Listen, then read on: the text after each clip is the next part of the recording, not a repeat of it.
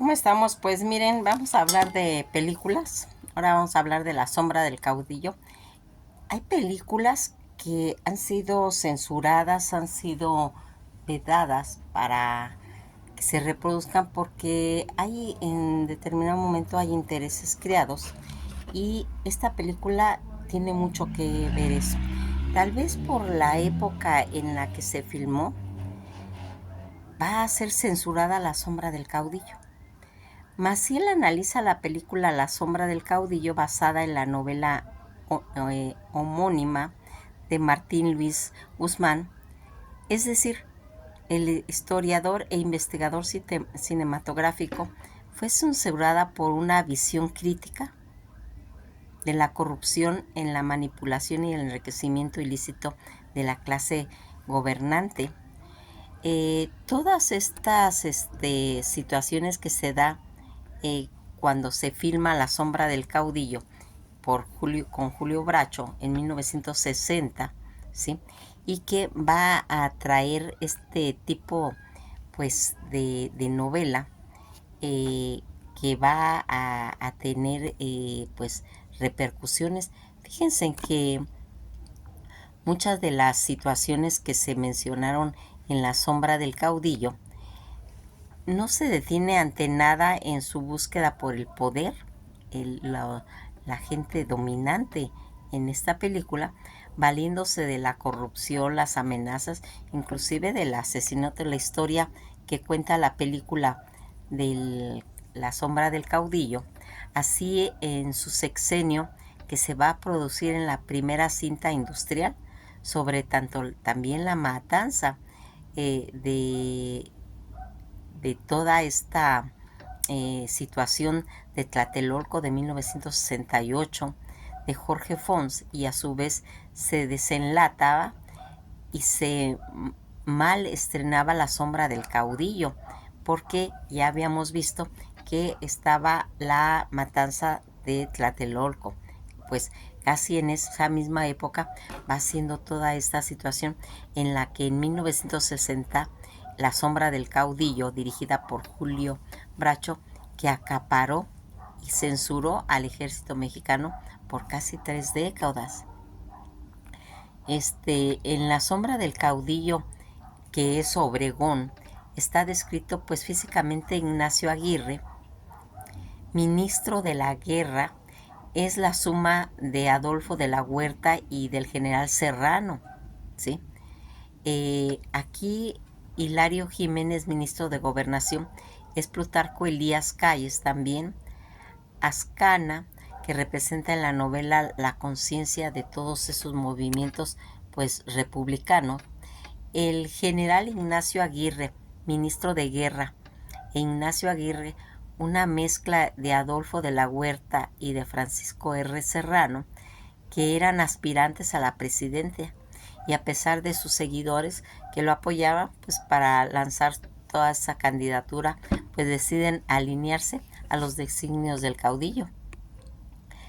La figura del caudillo, que trata en general de un término de un uso militar. Estos jefes militares que utilizaban grados militares pues convencionales, sobre todo el del general o el del coronel, tenían pues arraigo popular, que pues lograban reunir al ejército entre 500 y 7,000 hombres por su carisma y por toda esa identificación con todos esos intereses que se tenía. Aquí fíjense que Julio Bracho, vamos a mencionar un poquito de lo que él pues en determinado momento quiso proyectar, donde pues él actualmente va a ir haciendo toda esta, se puede decir como denuncia, ¿verdad? En esta película tiene mucho que ver el, los héroes, los personajes, ¿sí? Por ejemplo, Ignacio Aguirre, que va a morir el 11 de julio de 1990 y que se va a hacer todo eso. El caudillo en lo que estamos viendo aquí y que va a ir formando todas estas cuestiones a nivel de conceptos de revoluciones, de que van a ir mencionando. Fíjense en que toda esta situación en la que nosotros pues siempre hemos tratado de darle un enfoque a esta a estos estas experiencias que se tienen a través de las películas donde se van narrando de una forma pues crítica la historia de la sucesión presidencial que ocurrió durante los primeros años posteriormente a la Revolución Mexicana, aunque los nombres de las personas de la vida real pues van a ser cambiadas, su identificación en la película pues totalmente es evidente. En La sombra del caudillo, que va a ser esa película narrada en forma crítica, la historia de una sucesión presidencial y que va haciendo posteriormente en la que esta forma de novela de Martín Luis Guzmán va a escribir la novela en 1929, es una fuerte crítica al caudillismo protagonizado en esa época por Álvaro Obregón y Plutarco Elías Calles. El libro fue publicado en Madrid, pero fue censurado en México durante algún tiempo. 25 años después de la filmación de la película, Julio Bracho va a mostrar pues cierto interés de llevarlo a las pantallas, la novela de Martín Luis Guzmán, y comenzó a trabajar en ese proyecto en 1936. Adquirió los derechos de la filmación. Con la ayuda de Jesús Cárdenas Bracho, va a realizar la adaptación del guión cinematográfico, tanto que Guzmán como Bracho aparecen en la película como ellos mismos en una sesión explicativa de toda esta trama. Fíjense en que la filmación y la censura de esta película, en 1959 Bracho va a declarar que creía que los gobernantes emergidos en una facción de la Revolución Mexicana pues habían llegado a una madurez suficiente como para aceptar la autocrítica de todo ese régimen. Presentó pues el guión a la Secretaría de Gobernación y este fue autorizado.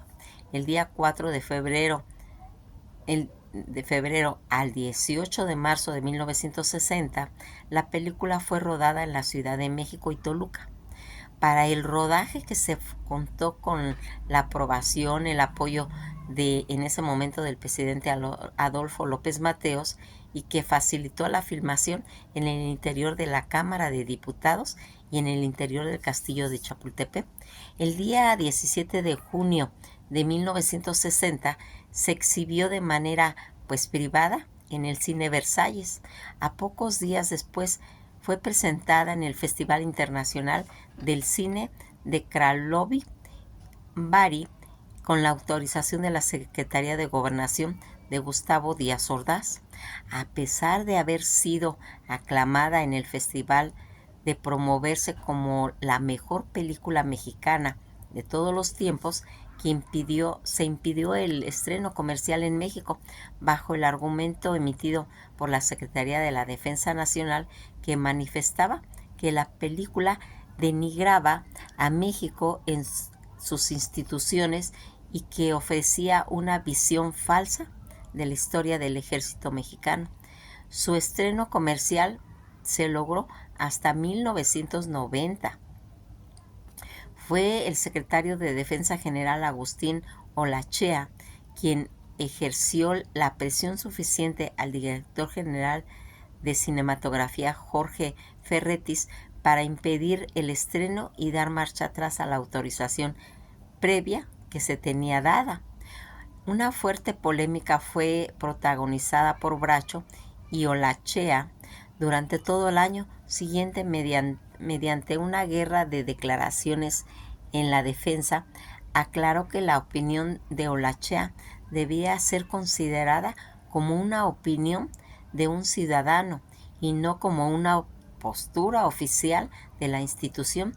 Se pidió calma a los periodistas y el secretario de Gobernación, Gustavo Díaz Ordaz, prometió a Bracho que se haría efectiva la autorización para exhibir la película, pero esto sucedió así.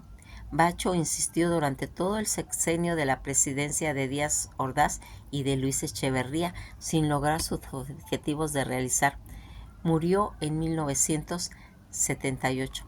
Solamente existían 6 copias de la película.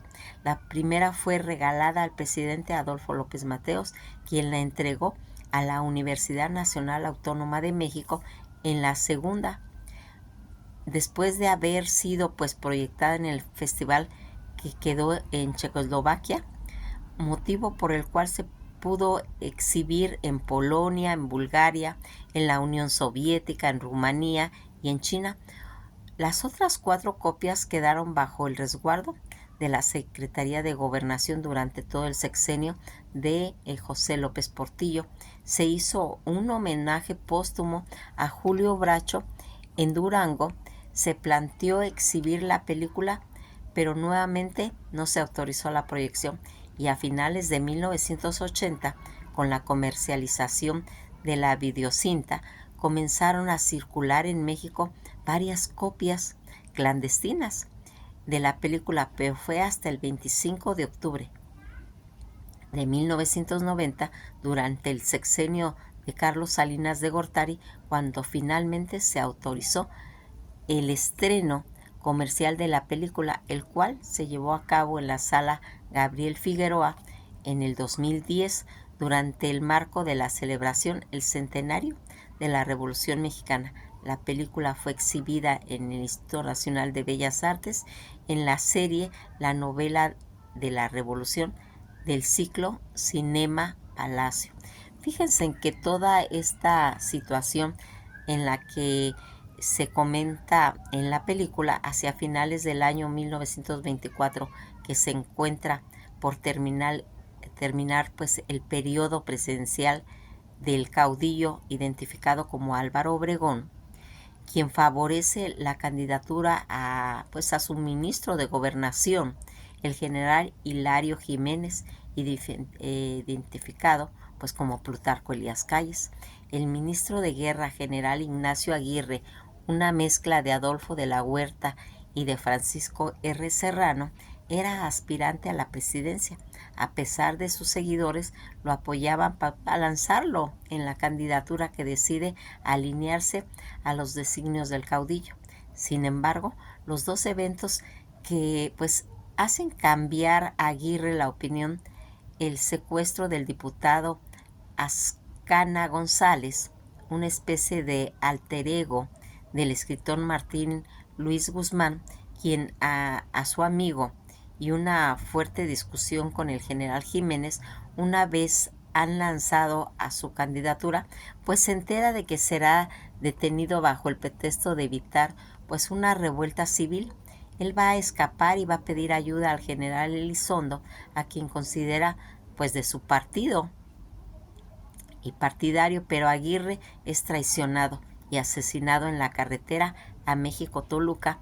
Este asesinato corresponde en la vida real a la tragedia de Huitzilac, en donde murió Francisco R. Serrano.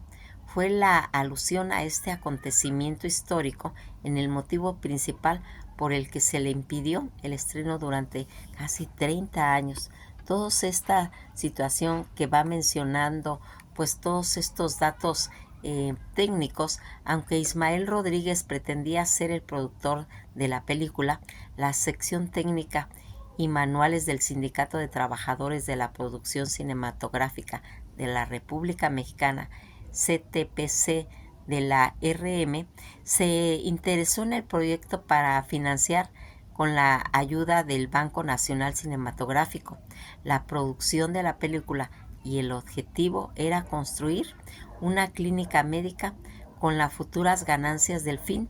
De esta forma fue designado Rogelio González Chávez como productor y representante del sindicato. José Rodríguez Granada fue en cierta forma el coordinador, y Ricardo Beltri el jefe de producción. La fotografía estuvo a cargo de Agustín Jiménez, quien se auxilió del camarógrafo Felipe L. Mariscal y del alumbrador Gabriel Jorge Bustos. Con toda la ayuda de Joaquín Ceballos y la edición del sonido, Raúl Portillo, con el trabajo de Ernesto Caballero, Galindo Samperio y Ramón Moreno, toda la escenografía, los colaboradores, tanto Jorge Fernández como Roberto Silva, Ramón Rodríguez Granada, Jesús Bracho y Salvador Roseno Mena. El vestuario de los actores fue confeccionado por Armando Valdés Peza y Berta Mendoza López, Julio Chávez Tostado y Pedro Chávez. El maquillaje fue toda una coordinación por Sara Mateo y la decoración de todo ese escenario lo hizo Ernesto Carrasco. En el largometraje editado tenía una duración de 129 minutos. El reparto que en esto se hizo durante el periodo del casting para lograr el papel de Ignacio Aguirre, se pensó en Arturo de Córdoba para el papel, pero Ascana González se pensó en Sergio Bustamante, Carlos Fernández, Luis Beistingham, Ernesto Alonso, Carlos Nieto, Ignacio López Tarso y Claudio Bru para el papel de Hilario Jiménez. Se pensó en Luis Aceves Castañeda y Pedro Armendáriz para el papel de La Mora. Se pensó en Ana Luisa Pelufo, Yolanda Varela, Rita Macedo, Katy Jurado. Mediante la ayuda del sindicato de actores, ninguno de los actores cobró pues honorarios. Finalmente los roles principales pues fueron tanto Tito Junco, Ignacio Aguirre, Tomás Peril, Acaxa González, Carlos